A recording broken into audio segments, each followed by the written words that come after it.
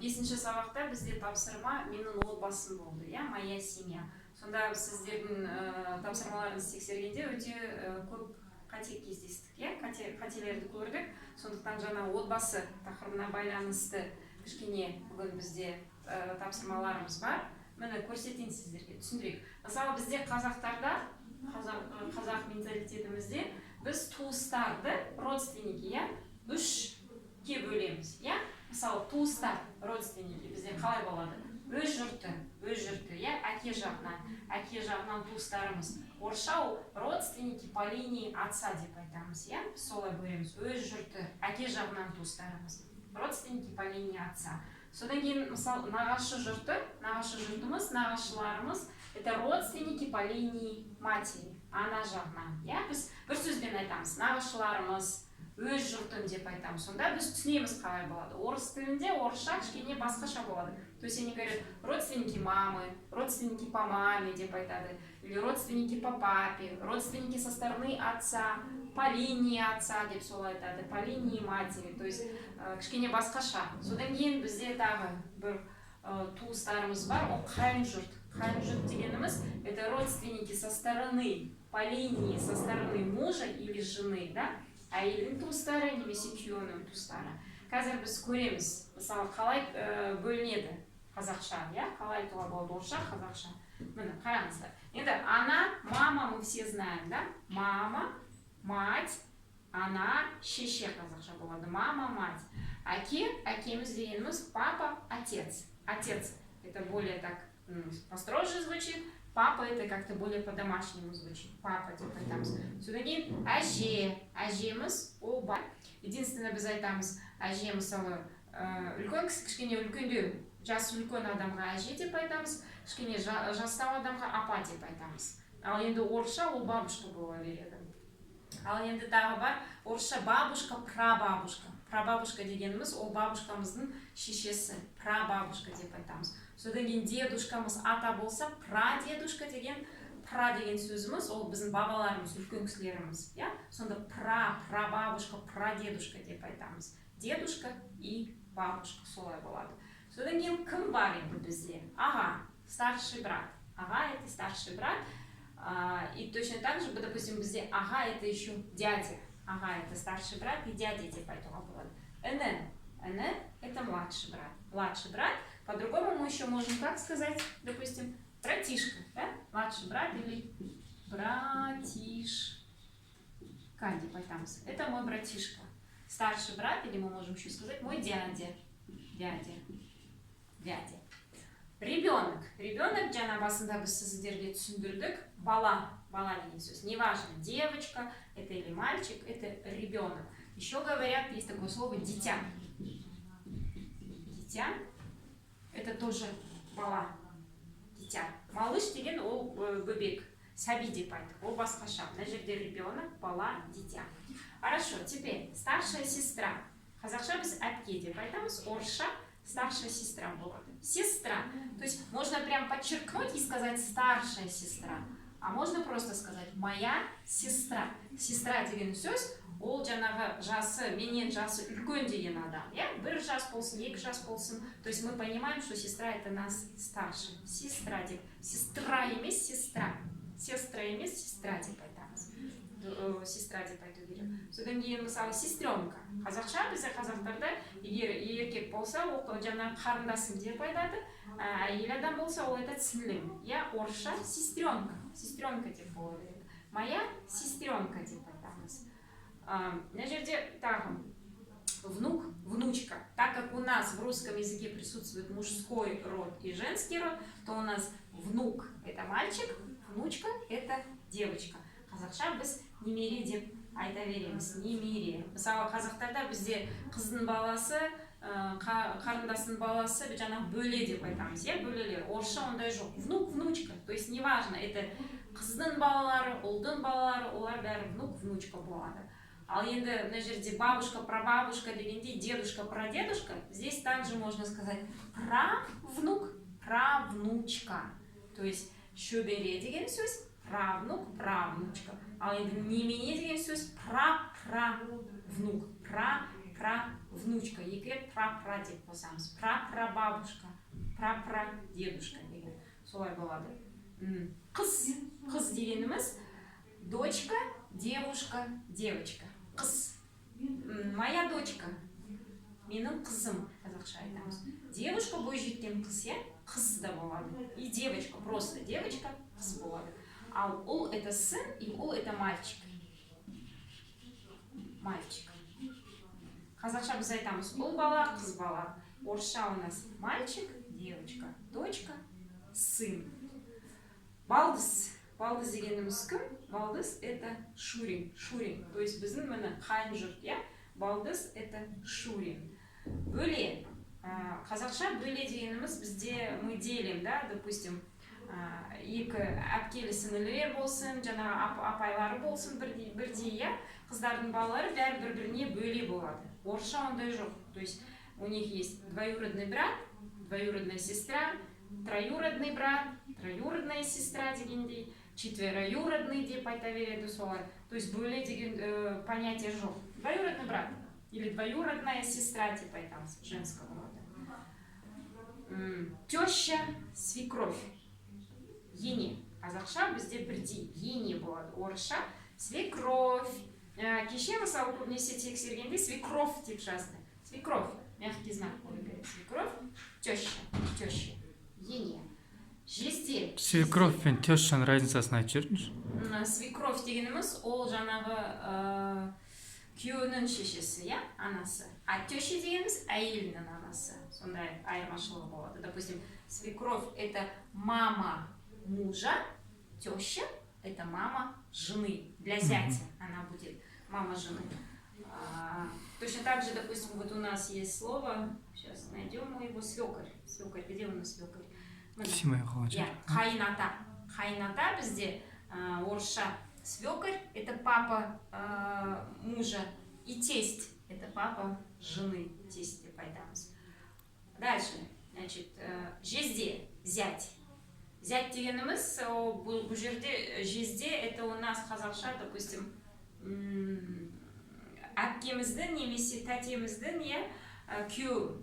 Білетін шығар, жезде кім екен? То есть жезде это орысша, это разница по-другому звучит. Это просто зять, это муж сестры или муж тети. По-русски можно так сказать. Ну, одним словом, так не делят орысша. Зять типа это верит.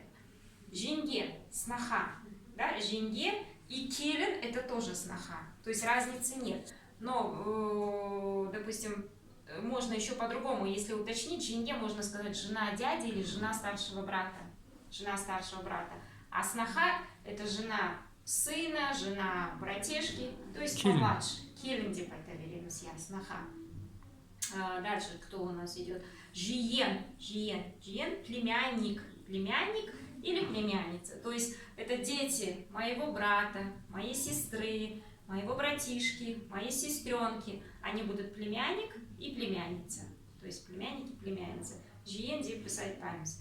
Бөлмейміз. Дальше.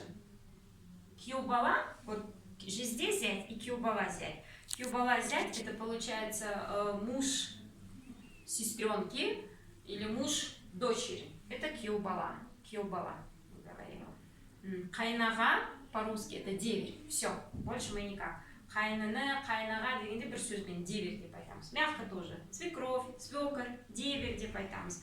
А енді сестра мужа или сестра мужа, қайнапа, у нас будет заловка. Заловка мы говорим. Кто еще у нас есть? Қайната, свекарь, тесть мы сказали. Ну и худалар, я, сват. Худа мужского рода, худавьи, сваха. И во множественном числе худалар, сваты бывают. Не сваты, а сваты. Худалар это сваты деп айтамыз. Содан кейін тағы кімдер бар, кімді ұмыттық біз. В принципе, вроде бы всех назвали, да? Әулет дейміз, я, мысалы, біздің әулетіміз. Әулет дейміз, орысша будет династия. Әулет это династия. Шежіре родословная. Шежіре это родословная. Давайте еще раз по словам пройдемся. Значит, старший брат, дядя. Дядя еще не ғой? Дядя. Көке деп айтады бізде. Көке деп айтады. обращении, да. Тетя, после хотите поэтому, я написала. Допустим, младший брат, братишка, ребенок, дитя, старшая сестра, сестренка, внук, внучка, дочка, девушка, девочка, сын, мальчик, Шурин, двоюродный брат, сестра, свекровь, теща, зять, сноха, племянник, племянница, сноха, зять, деверь, заловка, свеколь, тесть, сват, сваха, сваты. Сваты. То есть это вот примерный такой перечень самых таких наших близких родственников, как мы говорим это на русском языке. Орша, халай, тамс. То есть вот опять туста родственники, родственники по линии отца, родственники по линии матери и родственники по линии жены.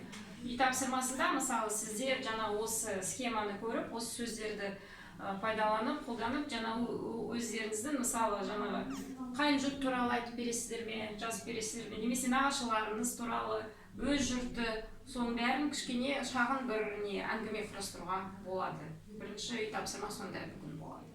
Енді мына жерде мысалы мен мысалдарды келтірдім. Бұл мысал жаңағы баяғы біздің родительный падеж, лексептік, есімдіктер, соларды да келтірдім, көрдік. То есть как здесь работает, тоже можно посмотреть.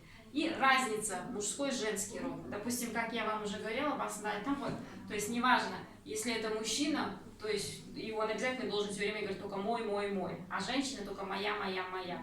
Опять же, это нужно на слово смотреть. Сүзге қарау керек, я? Допустим, это моя бабушка,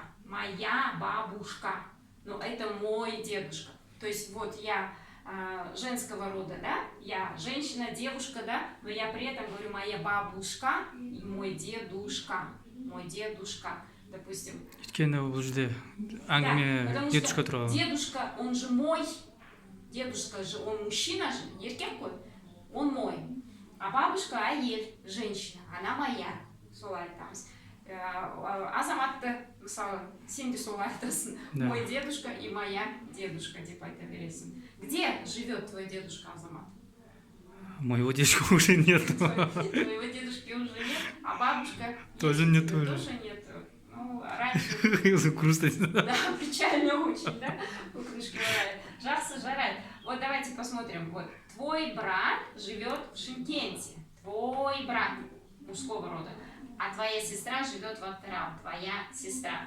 Азамат, у тебя брат есть? Есть. Да, где он живет? В Талапкере. В Талапкере живет. Старший, да? Вот да, брат, он старший знает, брат. Да? Брат. А еще у тебя есть кто? Младший брат. Младший брат или по-другому, как можно сказать? Братишка. Братишка. Да, как ты скажешь, значит, там, там, живет там-то или работает? Мой братишка живет здесь, в Астане. Тоже здесь работает, да. Живет, да. Недавно женился. Да, он женат, недавно женился. Сестра есть у тебя? Да, и сестра есть. И сестра есть, и сестренка. Сестренки нет. Сестренки нет. Сестра где живет? Тоже мы все в Астане. Здесь все в Астане. Хорошо, то есть твой брат, твоя сестра. Теперь давайте посмотрим, допустим, тетя. Завтра приедет его тетя. То есть его это мужчина, еркек, но тетя это женский род. Но при этом она будет не ее, а если бы это моя была, я бы сказала ее тетя, да, допустим, к ней. А к мужчине, вот, допустим, Азамата тетя завтра приедет с Алматы, да? Завтра его тетя приедет. Арман, дядя Арман. Дядя Арман самый лучший.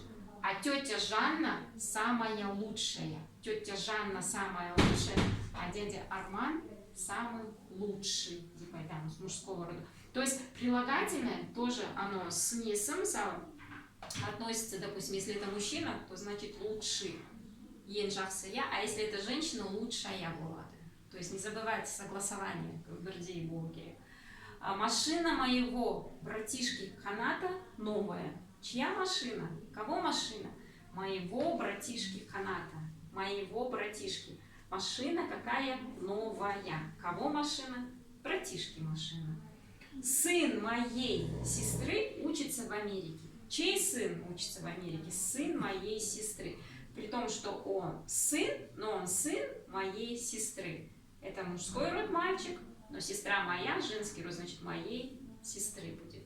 То есть примерно вот так вот. Нужно смотреть, кто говорит. Если это мужчина говорит, но он говорит про женщину, или это говорит женщина, но она говорит про мужчину. То есть всегда нужно смотреть на существительное. Какое существительное, такое вы добавляете местоимение, если сондай было. Дедушка мой в любом случае, а бабушка моя. Ну и дальше такие вот примеры. Міне осыны көріңіздер үйде тағы осы сөздерді қарап, осы таблицаға қарап, жаңағы кез келген осы тақырып бойынша сөйлемдерді құрастыру керек. Допустим, мой двоюродный брат живет там-то, он закончил то-то, он учится там-то.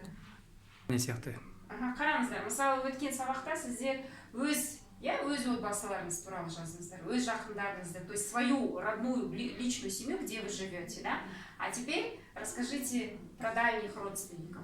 Жаңағы туған отбасыларыңыз емес, а жаңағы двоюродные, троюродные дегенде дяди, тети, әкеңіздің жаңағы бір несі, ағасы двоюродный брат, двоюродный где дядя. живет, где работает. Да, где живет, где работает. Сколько детей интересно, есть. сколько детей есть. То есть, допустим, дочка моей двоюродной сестры живет там, где она живет, в Европе, учится там в медицинском университете или институте и так далее, и так далее. То есть про своих дальних родственников нужно рассказать. Про близких мы уже знаем.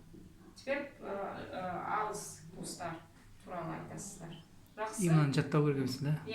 Осы сөздерді жаттау керек. Слова нужно выучить. Прям вот выучить и уже знать, если на русском языке можно просто сказать, какими словами. Допустим, мы убираем заловка, все просто. Дядя, зять, Шурин, внук, внучка. Вот так вот нужно будет слова учить обязательно. Өйткені келесі сабақта, мысалы, на следующем уроке у нас будет описание внешности, описание характера, жаңағы адамның сыртқы келбеті, мінездеме береміз, мінезі қандай. Сонда мысалы біз айтамыз, допустим, моя старшая сестра, там, высокого роста и так далее, и так далее. Поэтому вот эти слова нужно будет выучить к следующему уроку. Мы их будем на следующем уроке тоже использовать. Келесі сабақта бізге осы сөздер керек болады. Жақсы, енді қазір бізде жаңа тақырыбымыз болады. Қазір соған көшеміз.